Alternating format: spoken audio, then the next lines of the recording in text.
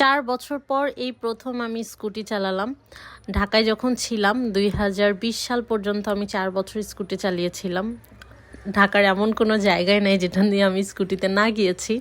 তারপর ২০২১-এর দিকে আমার স্কুটিটা সেল করে দিতে হয়, কারণ কাগজপত্র একটু প্রবলেম ছিল আর আমার ড্রাইভিং লাইসেন্সটাও ছিল না। তাই আমি এটা সেল করে দেই।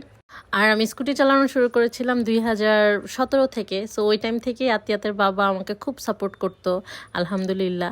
তবে এই দিনটা আমার কাছে অনেক স্পেশাল ছিল, যেই দিন আমি ৪ বছর পর স্কুটি চালিয়েছি আর এই প্রথম আমি আমার ম্যাডামকে নিয়ে স্কুটি চালিয়েছি। সো এইটার জন্য সবচেয়ে বড় থ্যাঙ্কস জানাবো আমি টাইম আউট রেস্টুরেন্টের ওনার বাবু ভাইয়াকে, যে আতিয়াতের বাবার ফ্রেন্ড।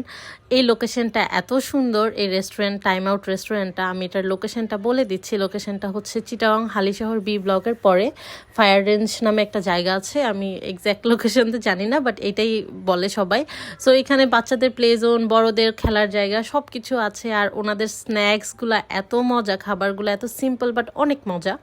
তো আপনারা যারা হালিশহরের আশেপাশে থাকেন তারা কিন্তু যে কোনো ইভিনিংয়ে এসে বাচ্চাদেরকে নিয়ে এখানে খুব সুন্দর একটা টাইম কাটাতে পারবেন। আর গিয়ে থাকলে কিন্তু অবশ্যই আত্মীয়তার কথা মেনশন করবেন যে আপনি আত্মীয়তার একজন ভালোবাসার মানুষ। তো এই তো, সবাই ভালো থাকবেন। আল্লাহ হাফিজ।